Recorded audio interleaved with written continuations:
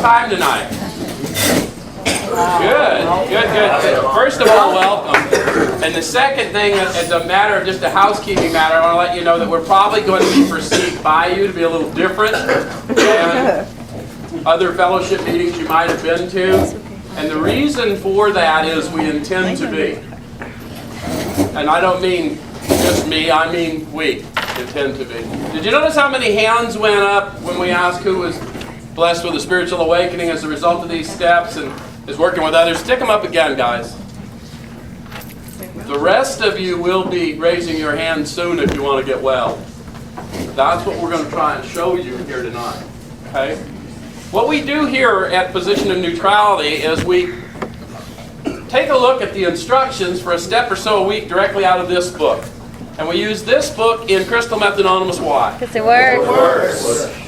12 steps have already been proven that they work, and the original book of instruction in the 12 steps is AA's book. So we use AA's book, and the point is not to tell you what the book says, which is why we want you to have your own book, because you don't ever want anyone to read your big book for you. Just take my word for that. My job is to show you how I find my experience in this book, and to encourage you to have your experience with this book. And if we both do our job, we'll share an experience with this book right here tonight. That a deal? Deal. Tonight we're going to take a look at the Step 4 instructions. Step 4 instructions are found in the chapter How It Works. Go figure. So what you're going to see really clearly is the all-inclusive nature of the steps. The all-inclusive nature of the manner of living through the course of the instruction. Does that make sense? And it starts on page 63 at the very bottom of the page. Everybody with me? Somebody yell if you're there. Okay, next we launched. See that? Next we launched out on a course of vigorous action. Does it sound like we sit around and ponder it a while? No, we lounge around. How many of you, when they read there is a solution, or rather a vision for you, they talk about being rocketed into a fourth dimension of existence? How many of you want to be rocketed? Come on, I'm in a CMA meeting. You guys big on rockets. Right? If you want to be rocketed, step 4 is the rocket. Next we launched. Everyone wants to be rocketed. Nobody wants to get on the fucking rocket. Step 4 is the rocket. You ready? Okay. The first step of which is a personal house cleaning, which many of us have never attempted. Is that true for you guys? Yeah. How many of you have never attempted it before someone in AA or CA or CMA tried to show? Why is it we think we know how to do it if we've never attempted it? How long did you wait to try until you finally gave up and asked someone to help you, thinking you'd figure it out on your own? Am I the only guy that did that? Since this is something that most of us have never attempted, it's not an uncommon experience that I might need a little help. Okay? As though our decision was a vital and crucial step, it could have little permanent effect unless at once followed by a strenuous effort to face and be rid of the things in ourselves which had been blocking us. What decision are they talking about? Third step. What was that? Make a decision to turn our will in our life. Made a decision to turn my will and my life over to the care of God, and I'm going to make this searching and fearless moral inventory. Why? Where do I find God? Deep down inside. Deep down inside. How do I find God? Searching fearlessly. Sometimes I have to search fearlessly. So it would make sense that the very first step of action would be to go deep down inside of me and find out what's been blocking me, wouldn't it? Yeah. See, no one is going to take these steps until they see how it'll benefit them. And one of the things we don't do very well in the fellowship that we want to try and improve here is a faith that works has two characteristics. You can go back 2,000 years, you can read every book on it, they'll tell you the same thing. One characteristic is that it makes sense. It can be examined with your senses, and you can make a logical approach to make a conscious decision to move in it. And the second characteristic it has is it's followed by signs and wonders. So it would make sense that I'm going to do this, I'm going to show others, and I'm going to see a bunch of miracles around me. A fellowship's going to grow up around me as a result of the tools I've learned. Huh. Okay? That's why it's all inclusive. So I'm going to make this decision, and I'm promised to permanent effect if it's followed by a strenuous effort to face and be rid of the things that have been blocking me. How many of you have been here a while? Still finding things blocking? Okay, there you go. All right, so our liquor was but a symptom. How many of you experienced that? Was it an epiphany right away, or did it take you some time to realize that liquor, methamphetamines, really wasn't my problem? Yes. I mean, it was a real problem until my problem. I got it out of the way, but I found out it wasn't really the main problem, was it? I discovered that by stopping for a while, then going back. Anyone else? Okay. All right, so we had to get down to causes and conditions. Therefore, we started upon a personal inventory. This was step 4. The personal inventory is what I'm going to start on, and it's going to be a lifetime discipline. And if you haven't been given the dignity of the truth about that, that's what it is. And so they're going to tell me what I'm going to inventory about me, my states of being for a lifetime in order to maintain my spiritual condition. Does that make sense? Okay. A business which takes no regular inventory usually goes broke. Taking a commercial inventory is a fact-finding and fact-facing process. It's an effort to discover the truth about the stock in trade. One object is to disclose damaged or unsaleable goods to get rid of them promptly and without regret. If an owner of a business is to be successful, he cannot fool himself about values. We did exactly the same thing with our lives. What's exactly the same thing? Took stock honestly. Tried to get to the truth. Have any of you noticed, like I did, that there is a difference, sometimes a vast difference between my truth, your truth, and the truth about me? Yeah. So it's an effort to get to the truth about me and to discover the damaged and unsaleable goods and get rid of them promptly and without regret. But that's only one object. There is a treasure living inside of me that I'm trying to discover through this process. I hear people all the time, man, I don't want to go through that crap again. You ever hear that? Yes. Well, I got to get through the crap to find out where the treasure is. And then we're going to fan the flames. Does that make sense? Mm-hmm. So they've told me right up front what I'm going to discover. And I've got a dual purpose, don't I? Okay. All right, so it says we did exactly the same thing with our lives. We took stock honestly. First, we searched out the flaws in our makeup which caused our failure. Being convinced that self manifested in various ways was what had defeated us, we considered its common manifestations. Are you convinced? How many of you are still wondering what the hell manifestations mean? A lot of times we read stuff, but the way my self manifests is the outward actions that you guys look at and make judgments about what it is I intend. And it's not a very good system for judging because most of us had a sincere desire to stop using drugs long before our actions demonstrated it. Mm-hmm. Right? So we're trying to start to look at how I act so I can better understand how you act and vice versa. Does that make sense? Mm-hmm. Okay. So then I'm convinced because I made the decision based on being convinced. Remember they told me the first requirement of the third step is that I be convinced that any life run on self-will can hardly be a success. Remember that? Mm-hmm. And we all said, well, yeah, I'm convinced based on my experience, right? But the manner of living requires that I be convinced that any life. Which means I've got to quit blaming the way I feel or think on the way I see you act. And that's going to require a power much greater than me. Because I'm still pretty sure some of you some bitches are causing my suffering. Okay. All right, so you're with me. All right then. Resentment is the number one offender.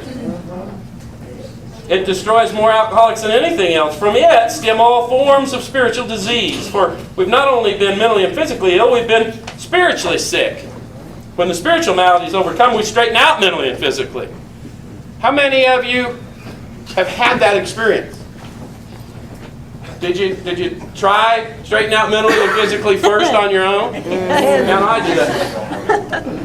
Anyone that's been here and left and come back and, anyone done that, we came in and we put some priorities in getting a job, keeping a job, right? Instead of taking a little time on the spirit so that the foundation could be secure. Anyone else have that experience? It's pretty common. Okay. So the promise is that when we straighten out the spirit, the mind and body will straighten out. That's cool, isn't it? All right. In dealing with resentments, we set them on paper. We listed people, institutions, or principles with whom we were angry. I don't know why people make such a hard time with this. If you've ever sat, how many of you came through halfway houses on the way here? Or even just at work, went in the break room and started bitching about the way they were running the company? Put them on paper. That's how hard it is. That little gripe session that we'll sit around and share, instead of something useful, put it on paper. Instead of spreading our poison. Does that make sense? Okay. And then it says, we ask ourselves why we were angry. We're going to start trying to discover, uncover, and unravel. So now I want to know why I think I'm angry at those people, institutions, and principles. You guys understand institutions and principles? How many of you came through some institutions on the way here? Okay. And it's not just prison. Some of us are mad at school. Some of us are mad at the motor vehicle. Some of us are mad at the bus system, right? All kinds of... Okay, any number. Marriage. How many of you are mad at marriage? Okay, that happens. All right. And then principles are rules and dogma, maybe the dogma of the church, maybe even the societal rules in this society, right? Okay. And God himself is a divine principle. How many of you believed in God but weren't having a good experience of God? Yeah. Did God make your resentment list? No. Yes. Good. Okay. So then it said we ask ourselves why we were angry. So I'm going to write down that. And then I'm saying in most cases it was found that our self-esteem, our pocketbooks, our ambitions, our personal relations, including sex, were hurt or threatened. So we were sore. We were burned up. Is that true for you? How many of you have done an inventory? Did you notice that in your relationship to these things, that when someone threatened your ambitions, your desire to control a future outcome, that you were a little sore? Mm-hmm. Yep. How about if they threatened to withhold sex? I didn't care. How about if you were going to lose your job and then you were pretty sure that loss of job was going to cause you to have somebody else withhold sex? See how it all ties together? Okay. Well, that's what they found too. Okay. On our grudge list, we set each name our injuries. Was it our self-esteem, our security, our ambitions, our personal relations, or sex relations which had been interfered with? I want to know that because I'm probably not going to lose that desire right away, am I? No. I'm probably going to have difficulty with that. What was the unmanageability of my life? Problem with personal relationships. Yeah, if I'm human, I had difficulty in personal relationships. I Can I control my emotions? couldn't control my emotional nature.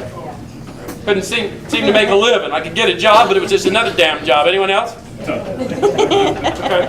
That kind of stuff. So those kinds of things keep coming up, even though now the chemical's gone. Now I'm growing in consciousness, and now I'm under full attack. Any of you have that experience? And the attack's coming from here. Yep. Okay. All right, let's jump to the bottom of that. It says, we went back through our lives. Nothing counted but thoroughness and honesty.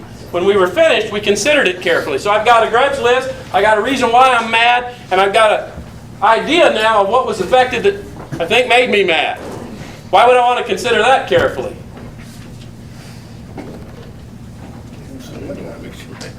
Well, I want to make sure the list is complete. But how many of you have done enough of this that you were angry, you wrote down why you were angry, by the time you look at what it was affected, you realize you had a selfish motive, now you know why you did it. I take ownership. Yeah.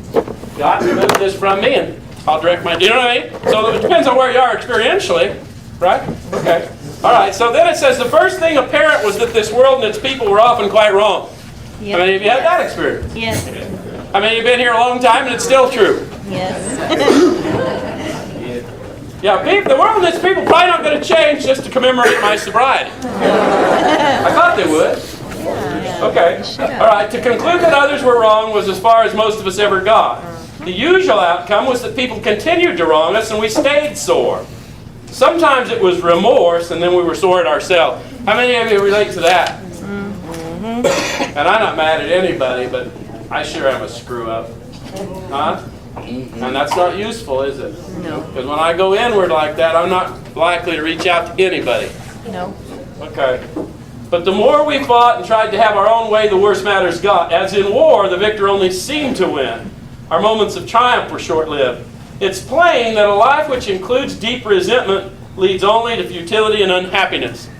I like at some point in this to make sure you understand that this is a book of experience. The reason it may not make sense to you, depending on where you are in the process, is you haven't had the experience yet. And it's always written in past tense, which is why it helps to have a guide. Because it's plain to me now that a life that includes deep resentment leads to futility and unhappiness. But before I was shown that and had the dignity of that discovery, what I thought, I needed those tools. I needed the way you treated me to justify how I was fixing to treat you. Yep. You understand?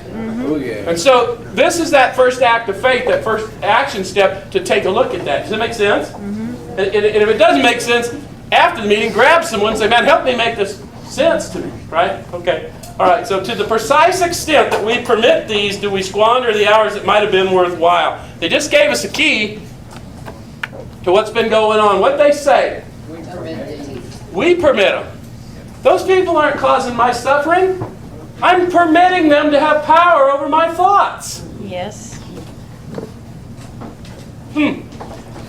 But with the alcoholic, whose hope is the growth and maintenance of a spiritual experience, this business of resentment is infinitely grave. We found that it's fatal. Damn. How many of you have gotten to watch people get into resentment? We have found that it's fatal, haven't we? Damn near was for me. Anyone else? Yes. Yeah. They discovered this is why they believe it happened. For when harboring such feelings, we shut ourselves off from the sunlight of the Spirit. The insanity of alcohol returns and we drink again. With us, to drink is to die. If we were to live, we had to be free of anger. You guys think that's possible? I think we read too much into it. I don't believe that I'll ever get to a place where I never experience anger because it's a fear response. But I do know from what I have learned in practice that if I don't try and justify my anger, that I'm not harboring it.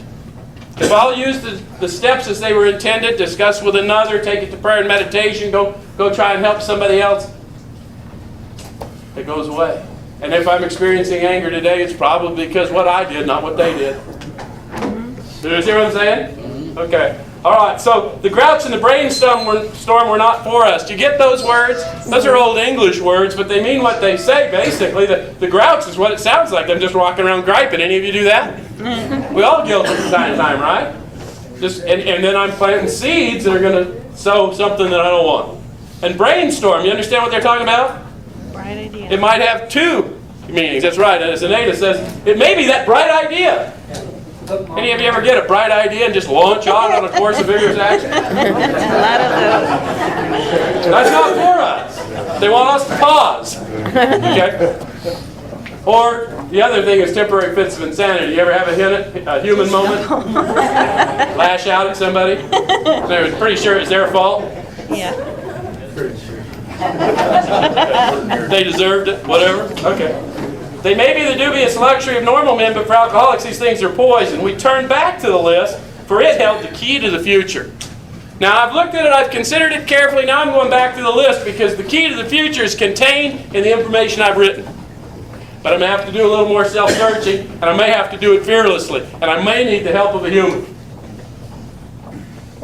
Make sense? We were prepared to look at it from an entirely different angle. We began to see that the world and its people really dominated us. In that state, the wrongdoing of others, fancied or real, had the power to actually kill. Think about that. How much of the wrongdoing of others do you imagine is fancied? Oops. Maybe a high percentage, right? Very high. Probably a very high percentage, because I don't imagine y'all think about me as often as I think about me. They do. You understand what I'm saying? But what about you guys that are very spiritually discerning? And you just want someone to listen to you, and you got to understand this is a real problem. That has the power to kill you too. Yeah, that too. Does that make sense? So the wrongdoing of others, fancied or real, has the power to kill me. So either way, am I going to permit it or not? I'm going to need a power greater than me. Right? Okay. So then it says, how could we escape? Well, that'd be the question, wouldn't it? Given that I've concluded this is not going to work out well for Joe. Okay. We saw that these resentments must be mastered, but how? Now listen to what they're going to tell you. This isn't their theory of what to do. This isn't what they think might work. This is what they did. We could not wish them away any more than alcohol. How many of you tried to wish them away? How many times today? Yes. Okay, they tried that, didn't work for them either. This was our course. This is what they did. We realized that the people who wronged us were perhaps spiritually sick. Wow. Man, if I just discovered I'm spiritually sick and I'm starting to feel the symptoms of my spiritual sickness, thinking you're causing my suffering, Yes. then maybe it's their symptoms. I'm stealing. I came here as a thief. Any of you come here as a thief? You know what I'm talking about? I don't know if it's my energy or your energy, but if I see an energy coming out of you that I recognize, I'll steal your energy and act in it. Any of you ever do that? Yes. Ooh, there you go. Okay. They might be sick too, and I don't know if I'm taking their disease or mine. Okay. So we don't like their symptoms and the way these disturbed us, but they, like ourselves, were sick too. We ask God to help us show them the same tolerance, pity, and patience that we would cheerfully grant a sick friend. All they want me to do is pause and ask God for the power to show them kindness through their dis-ease, rather than react to it. And then it says, when a person offended, we said to ourselves, this is a sick man, how can I be helpful to him? That's what they did. So throughout your day, as you run into humans and they have human experiences before your very eyes, instead of telling them how wrong they are, what I might want to try and do is ask for a little power to stay out of the way. Show them patience, kindness. Does that make sense? And I'm probably going to need power greater than me, because I'm not a very understanding fellow. Yeah? Okay. Then they said, God saved me from being angry. That's what they did. They know where the power is found, so all they had to say is to the power in them, save me from being angry. Thy will be done. What's God's will? Whatever is going on right now. Whatever's going on. My disease is a lack of perspective. God's preparing me for something greater. No matter what's going on, it's God's will. It has no opposite. Does that make sense? I'm missing something. It's going to take a power greater than Joe, I'll tell you that. Anyway, thy will be done. We avoid retaliation or argument. We wouldn't treat sick people that way. If we do, we destroy our chance of being helpful. Have you had that experience of pointing out to someone their obvious flaws and finding that they didn't experience your help as helpful? Okay, then I have destroyed my chance. As a matter of fact, they're pretty sure they've spotted my flaws now, right? And now we're both staring at each other's symptoms and we don't know whose are whose. You ever had that experience? Oh, yeah. It's hell to be human. Okay. We cannot be helpful to all people, but at least God will show us how to take a kindly and tolerant view of each and every one. If I ask God to show me that, what's my responsibility? To look for it. I do have an obligation. God's going to do it, but I'm going to have to participate. Does that make sense? So if I ask God to show me something, I need to search fearlessly. How many of you have met that guy in the meeting and you don't know nothing about him, but when he comes in, you know you hate him? You ever met him? Yeah. If you've never met him, you're him. You know what I mean? The thing to remember about that is sometimes I have to search fearlessly, but God is there. Doesn't that suck? Yeah. Some of you are feeling that now. Okay. All right. Referring to our list again, putting out of our minds the wrongs others had done, we resolutely look for our own mistakes.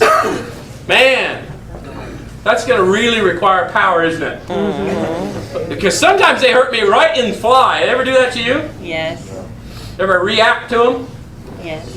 Make you feel any better? Nope, not a damn bit better, did it? Me. Where had we been selfish, dishonest, self-seeking, and frightened? I don't need to discover where they have. I'm suffering from my actions and my thoughts, not theirs. Yeah? Okay. Though a situation had not been entirely our fault, we tried to disregard the other person involved entirely. Where were we to blame? If the problem is where? The main problem? In the mind. In my mind. And the solution is where? Deep down inside. The problem and the solution reside in me. Everything divine is in here. That's where the answers are going to be. Everything human's out there. If I keep going out there snatching a human experience, I'm going to keep having a human experience. Yes? Okay. The inventory was ours, not the other man's. See why you want to read your own book? This book isn't about how you should behave. This book's about how I should behave. And if I behave this way because I want to, and I'm willing to make the effort, it won't matter how you behave. Got it? Okay, some of you felt it. You guys feeling that? How many of you are feeling something you don't know what I'm talking about?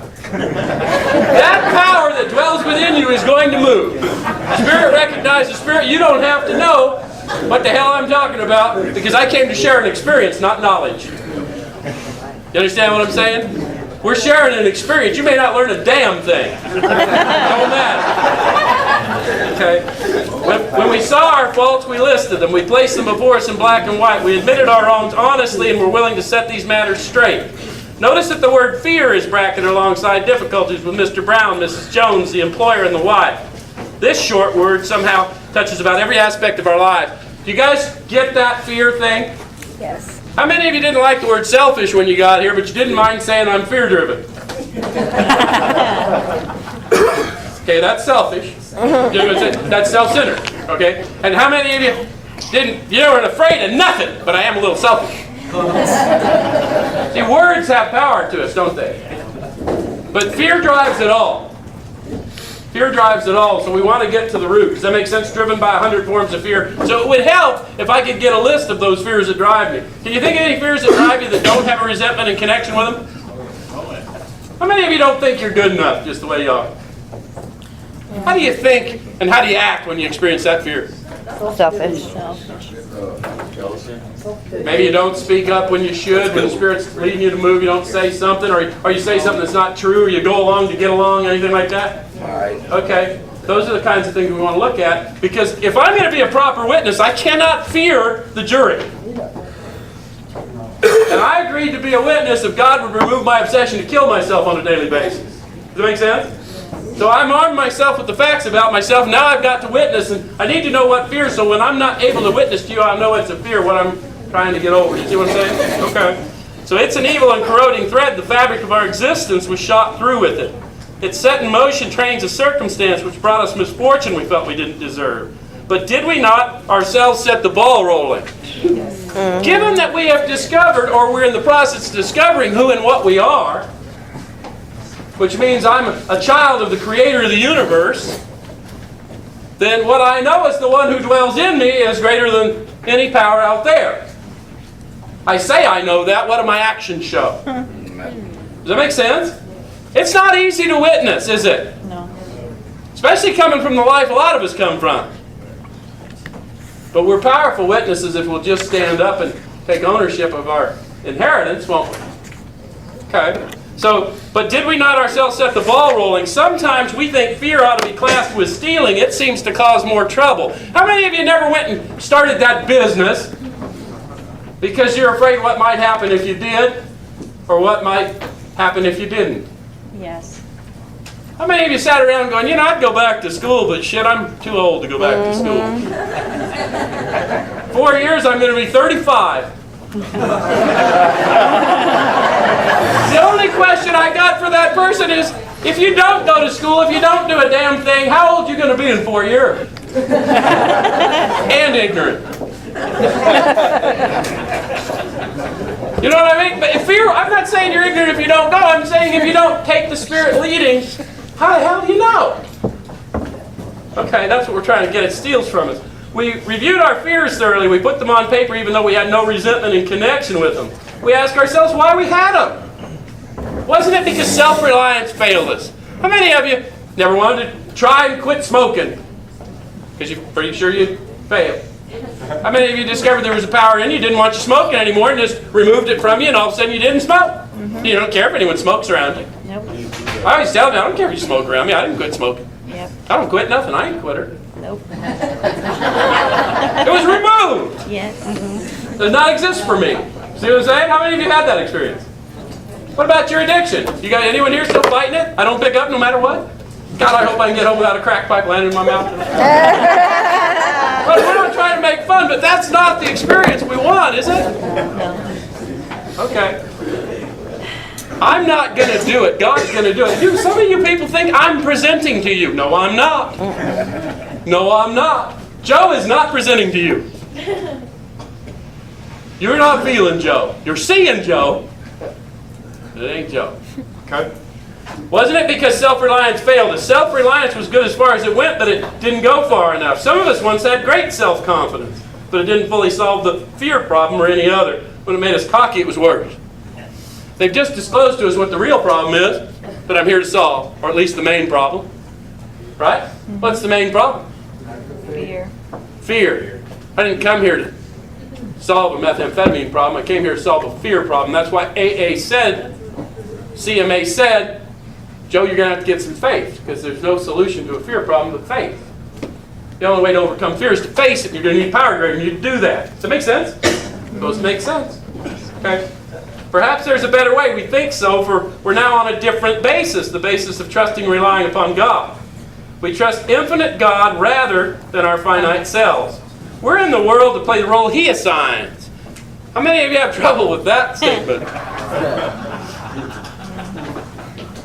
Man, I'm thinking I got a shitty assignment some days. I can always improve. But here's the deal. Here's the deal. If I don't, at some point in my recovery, start to recognize my addiction as a calling rather than a curse, I will never experience a purpose for my life. Yeah. Because some portion of my life is already back there. And if I don't turn that into an asset to help my brothers and sisters, my life is wasted. You understand? And it's no one's fault but mine if I won't answer the calling. So I've got to redefine the addiction. Does that make sense to you? Yes. Okay. So it says, just to the extent that we do as we think He would have us and humbly rely on Him, does He enable us to match calamity with serenity. We never apologize to anyone for depending upon our Creator. We can laugh at those who think spirituality the way of weakness. Paradoxically, it's the way of strength. The verdict of the ages is that faith means courage. How many of you have looked at somebody and thought, wow, that was brave? They're very courageous. How many of you had experience doing the same thing and realizing while it may have looked courageous, it didn't feel courageous while you were doing it? Yeah. Because courage comes on the other side Yes. for the one walking through it. And I have to start accepting the guidance of the power within me and know that power is going with me. And if that power is going with me, I'll go. Damn it. This is good. Right? Okay. Here we go. All right. They trust their God. We never apologize for God. Instead, we let Him demonstrate through us what He can do. So if there's something in your life you cannot do, what is it that the God dwelling in you cannot do? The thing that we're supposed to ask ourselves, it comes from a line in a movie, ask yourself every morning, what is it I would do today if I was absolutely certain I would not fail? Yeah. And then go do it. Feel that? You can't fail. The Creator of the universe lives in you. We ask Him, this is what they had to do, we ask Him to remove our fear and direct our attention to what He would have us be. How many of you are still asking God what to do? We all do it, right? What do I do with this one? Nothing. God's the doer. I'm the being. Sometimes I need to be quiet. Sometimes I need to be loving. Sometimes I need to be patient. Huh? Any of you know what I'm talking about? Sometimes I need to be humble. And you understand? And I'm going to get those kind of instructions. They're going to come to me indicate. Does it make sense if I learn the whole entirety? Okay, that's what they did. They asked God, God, take away this fear. Why have I inventoried my fears? Because I know how my fear manifests into selfishness. I know what happens in my mind and in my actions. Anyone know what I'm talking about? As a result of this. So I start to not only that, but I know what's driving you. So I don't need to condemn you for it, because just because I'm not experiencing it today doesn't mean I won't get it tomorrow. Right? Okay. Okay, so then it goes on to say that at once we commenced to outgrow fear. How many of you noticed that? Even before you became conscious through the process, that just taking a few suggestions, you weren't so afraid. Started showing up for work. Started going to coffee and meeting people. Started, you know what I mean? We do that. You know, we don't. The process is, we're learning about powerlessness all the way through. And powerlessness, I'll tell you what, once you invite this power into your life, you are powerless to stop what's going to happen for you. Now, you may confuse the experience of grace with that illusion of control, and you may mess up, but the power's still working. It's going to get harder and harder to behave like the guy I used to behave. Yes. See what I'm saying? You're powerless to stop that awakening. It's happening. Okay? All right, that's pretty good news if you're wanting to get well. And it really sucks if you're not. Now about sex. Many of us needed an overhauling there. Anybody? But above all, we tried to be sensible on this question. It's easy to get way off the track. Here we find human opinions running to the extremes, absurd extremes perhaps. One set of voices cry that sex is a lust of our lower nature, a base necessity of procreation. Then we have the voices who cry for sex and more sex, who bewail the institution of marriage, who think that most of the troubles of the race are traceable to sex causes. They think we don't have enough of it or it's not the right kind. Which are you? Depends. Lusty or lower nature? Or Depends. not enough of it, not the right kind. Yeah. We're human. We're one or the other or both, right? Do you notice that from lust of lower nature to not enough of it, not the right kind, that's a bit extreme? Yeah. They said with alcoholics an extreme example, though he usually doesn't think so. Any of you had that experience? Pretty common in those behaviors, isn't it? And if you're in that lust of my lower nature side, it's probably because you had an unsatisfactory relationship, right? And you haven't analyzed what happened, huh? Okay. They see its significance everywhere. One school would allow man no flavor for his fare, and the other would have us all on a straight pepper diet. We want to stay out of this controversy. They learned through their experience they ought to stay out of those controversies. Because since I'm not very good at managing it, it's really delusion to think I can manage yours. Or that I can do me any good by judging you and your conduct. Because I guarantee you, man, that's an area we will all fall short. Okay? We do not want to be the arbiter of anyone's sex conduct. Notice it says we do not want to be. We still are, though, aren't we? Yeah. We don't want to be. Now you're starting to have the experience that I do what I hate. And I don't do what I want to do. Huh? I don't want to judge you, but I'm gonna. Yeah? I'm going to need a power grader to me through it. Do you see what I'm saying? No one else is like that? I'm the only somebody that's like that? We all have sex problems. We'd hardly be human if we didn't. That's why we want to embrace this. Remember, the first step in recovery is what? Fully concede to my emotions that I'm alive. Fully concede to my innermost self that I'm this addict of the hopeless variety. By the third step, they're all inclusive. What did I do there? I fully conceded my innermost self, my human condition. Given that I was also afflicted with a deadly disease of addiction, my human condition of self-centeredness was equally deadly. Right? Yeah. And by 4, they've disclosed to me my spiritual condition. They've shown me how to take a look at it. And I know that that spiritual condition has got me diminished in my ability to act in the ways I would like to. Anyone else? Mm-hmm. And I'm also starting to discover that experience of power flowing through me. So I have a signature of God, the experience of God. So I know that it's true, right? It's not a concept anymore. Are you with me? And if you guys don't understand what I'm talking about, it's always an experience. It's an internal. This whole book is describing a sensory experience of the awakening of my awareness that power dwells in me and how it expresses itself. Yeah? Okay. So if I don't embrace my humanity here, I'm not going forward. That's what the inventory process is about. Not only how I've been and how I've treated people, but how I've been treated by people, the pain I've suffered, and what I hope to be in the future based on that experience. And how many of you woke up in really screwy places, had been in really bad situations, yet you were alive? Yeah. And other people dead from the same stuff, and you still deny that power in you that kept you safe and protected for a purpose? That's the purpose of the inventory, see? And that same power is going to take me to my ideal if I seek it. Does that make sense? My ideal for me, not for you. That makes it based on my experience. Okay, so what can we do about it? We reviewed our own conduct over the years past. Where had we been selfish, dishonest, or inconsiderate? So I've got a list of my relationships with people, institutions, and principles, and now I'm going to take a look at whether it was satisfactory or not, and if it was unsatisfactory, why? And if it was satisfactory, why? Because the discovery is that my relationship to creation is my relationship to Creator. Does that make sense? Mm-hmm. So if I'm disturbed about creation, then there's something fundamentally out of sync with my Creator. Yeah? Okay. Did we unjustifiably arouse jealousy, suspicion, or bitterness? Where were we at fault? What should we have done instead? See how they moved me right to, through my own experience, a solution. Not only did I get to take a look at what happened, but I got to look at, based on, I was selfish in this matter because I was thinking of me instead of them and all the people I'd hurt. And I was dishonest. I lied to them. I lied to me and said, my actions don't affect you. And I never considered how they felt. So I know now going forward, if I just act in my own desires without considering them, then the likelihood that's going to happen again. And I don't want to be that guy because I don't want to be treated that way. Yeah?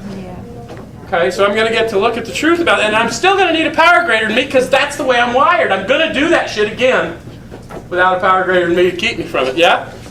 Okay. So we got it all down on paper and looked at it. In this way, we tried to shape a sane and sound ideal for our future sex life. How many of you want a future sex life? Only 3 people. The rest of you are lying. This is human stuff. We subjected each relation to this test. Was it selfish or not? We asked God to mold our ideals and help us live up to them. We remembered always that our sex powers were God-given and therefore good, neither to be used lightly or selfishly, nor to be despised and loathed. Whatever our ideal turns out to be, we must be willing to grow toward it. Why? Well, it's mine. I can't blame that ideal on anyone else now. It's mine. I took it to meditation. I looked at my experience. I said, this is the man I want to be. I asked God to help me mold it. And then I put it on paper. And if I don't want to grow into it, why'd I write it down? Make sense? Yes. I must be willing to grow toward it or I wouldn't have written it down. Not that someone's telling what I must do. I'm telling me in order to be that guy, I'm going to have to act like that guy first. Just like when I want to be more physically fit, I go to the gym before I look physically fit. Does that make sense? Mm-hmm. Okay. We must be willing to make amends where we've done harm. Apparently a big part of this spiritual fitness is learning to admit where I'm wrong, to take ownership of the wrongs I've done, and to get into a forgiving spirit for the wrongs I've suffered. Yeah? Okay. Provided that we do not bring about still more harm in so doing. In other words, we treat sex as we would any other problem. A lot of people overlook that. You spend a lot of time talking about sex inventories. Man, any problem, sex is a symptom, money's a symptom, my relationship to power and prestige are a symptom. You see what I'm saying? So whatever it is that's blocking me, I have people all the time, they're in halfway houses or something, they're just getting their lives back together, they say, Joe, will you hold my money? No. Let's inventory your money. Did you get high when you didn't have money? Well, yes, I did. Did you get high when you did have money? Yes, I did. Well, then money ain't keeping you sober or getting you high. So my relationship to money is fundamentally flawed. See what I'm saying? I've had the same experience with guys with a bracelet on their ankle. And my bracelet's coming off and I'm afraid I'm going to get high. Really? You ever get high on probation? Oh, hell yeah. The bracelet ain't keeping you sober. Make sense? So with any human problem, okay? Okay, in meditation, we ask God what we should do about each specific matter. So if it's in meditation, I'm having an ongoing conversation with the power in me. So it would help to pay attention to the responses I'm getting, the intuitive thoughts. Does that make sense? That's how they did it. In meditation, they ask and then they got intuitive thoughts. Make sense? Okay. The right answer will come if we want it. That's a promise and a condition. What happens if I don't want it? It comes anyway. I may not be conscious of its coming, or, because I don't want it, or it will come and I'm pretty sure I can improve upon it. Oh, yeah. I don't think the power in me fully understood the specifications for I want it to come out this way, not that way. Okay, but the right answer will come if we want it. God alone can judge our sex situation. Counsel with other persons is often desirable. We let God be the final judge. We realize that some people are as fanatical about sex as others are loose. We avoid hysterical thinking or advice.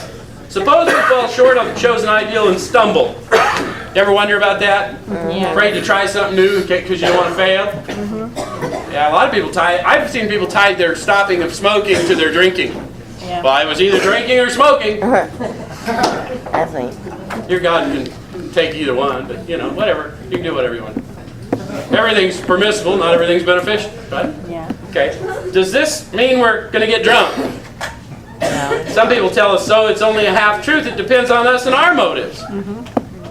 If we're sorry for what we've done and have the honest desire to let God take us to better things, we believe we'll be forgiven and we'll learn our lesson. If we're not sorry and our conduct continues to harm others, we're quite sure to drink. We're not theorizing. These are facts out of our experience. Wonder why they don't hang that promise on the wall in the halls. That's a promise. It's fact from their experience. To sum up about sex, we earnestly pray for the right ideal. That's what they had to do. And guys, all of us suffer. It doesn't matter if you sit there and watch somebody that is standing up and talking, witnessing to you. They're witnessing to you in spite of the suffering. Not free of it. We're all human. We're all suffering. And we're not here to bask in the suffering. We're here to bask in the experience of freedom. Huh? Okay. So we earnestly pray is what we do when I get attacked in my mind. For guidance in each questionable situation, for sanity and for strength to do the right thing. If sex is very troublesome, we throw ourselves the harder into helping others. Okay, let me see my sponsors again. Raise our hand. That's the ones with sex problems. See how many guys? A lot more than we think of their needs and work for it. This takes us out of ourselves and quiets the imperious urge when to yield would mean heartache. If we've been thorough about our personal inventory, we've written down a lot. We've listed and analyzed our resentments. We've begun to comprehend their futility and their fatality. We've commenced to see their terrible destructiveness. We've begun to learn tolerance, patience, goodwill toward all men, even our enemies, for we look on them as sick people. See how they're talking about beginnings? Yes. This is just the start of a lifetime of discipline, of looking at what my part is and what it is I'm creating, because the power dwells in you, and that all that you're seeing out there is not what's causing how you think and feel. It's a reflection of how you think and feel. And that's what we're learning. See? Okay. We have listed the people we have hurt by our conduct and are willing to straighten out the past if we can. In this book you read again and again that faith did for us what we could not do for ourselves. We hope that you're convinced now that God can remove whatever self-will has blocked you off from Him. If you have already made a decision and an inventory of your grosser handicaps, you've made a good beginning. See, they're already assuming by the time you read this chapter that you've made a decision and done an inventory. And if you haven't, you just won't understand. So stay in the step you're in, we'll walk you through it. Does that make sense? And then you'll be with us in the fellowship of the Spirit. Yeah? Okay, that being so, you've swallowed and digested some big chunks of truth about yourself. Sorry I ran over. It's okay, Joe.